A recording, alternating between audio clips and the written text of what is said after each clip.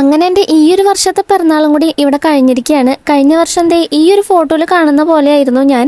അന്ന് എൻ്റെ ഉള്ളിലുണ്ടായിരുന്ന ഈ ആള് ഇപ്പം എൻ്റെ ഒക്കത്ത് കയറി ഇരിക്കുന്നുണ്ട്. കഴിഞ്ഞ വർഷം എൻ്റെ പിറന്നാൾ ദിവസം ഇതേ അമ്പലത്തിൽ വന്ന് തൊഴുതു പോയതൊക്കെ ഇന്നലെ കഴിഞ്ഞ പോലെയാണ് എനിക്ക് തോന്നുന്നത്. എത്ര പെട്ടെന്നാണ് വർഷങ്ങളൊക്കെ കടന്നു പോകുന്നത് അല്ലേ.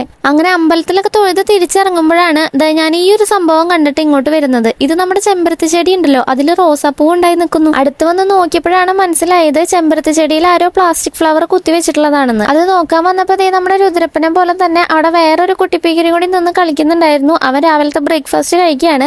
അപ്പോൾ ഒരു ചെമ്പരത്തി പൂവും പൊട്ടിച്ചിട്ട് അവൻ നമ്മുടെ രുദ്രന് കൊടുത്തു. രാവിലെ തന്നെ അമ്മ വീട്ടിൽ സദ്യയൊക്കെ ഉണ്ടാക്കി വെച്ചാലും പായസം ഉണ്ടാക്കിയിട്ടുണ്ടായിരുന്നില്ല. അപ്പോൾ വരുന്ന വഴിക്ക് പായസത്തിനുള്ള സേമിയും പാലും അണ്ടിപ്പരിപ്പും മുന്തിരിയൊക്കെ മേടിച്ചിട്ട് ഞങ്ങൾ തിരിച്ച് വീട്ടിലേക്ക് പോവാണ്. വീട്ടിലെത്തിയിട്ട് കുറച്ച് സമയം കൊണ്ട് അമ്മ വേഗം പായസമൊക്കെ ഉണ്ടാക്കി തന്നു. ഇനി അടുത്ത പരിപാടി നമ്മുടെ സദ്യ കഴിക്കലാണല്ലോ.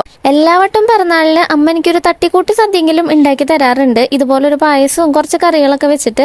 പക്ഷെ കഴിഞ്ഞ പ്രാവശ്യത്തെ പിറന്നാൾ എനിക്ക് കുശാലായിരുന്നു കേട്ടോ. അന്ന് നല്ല അടിപൊളി സദ്യ തന്നെയാണ് ഉണ്ടാക്കി തന്നിട്ടുണ്ടായിരുന്നത്. അന്ന് ഞാൻ ഗർഭിണിയായിരുന്നു. ഇപ്രാവശ്യം ഗർഭിണിയല്ലല്ലോ, അതുകൊണ്ടായിരിക്കും. എന്തായാലും കിട്ടിയതിൽ ഞാൻ തൃപ്തിയാണ്. അങ്ങനെ ഫുഡ് അടിയൊക്കെ കഴിഞ്ഞു. ഇനി പായസം ഇലയിൽ ഒഴിച്ച് പപ്പടം കൂട്ടി കഴിക്കണം, അതാണല്ലോ അതിൻ്റെ ഒരു ഇത്. അങ്ങനെ ഇതോടുകൂടി ഈ ഒരു വർഷത്തെ പിറന്നാളിന്റെ കലാപരിപാടികളൊക്കെ ഇവിടെ അവസാനിച്ചിരിക്കുകയാണ്. അപ്പോൾ അത്രയുള്ളൂ ഗൈസ്, ബൈ.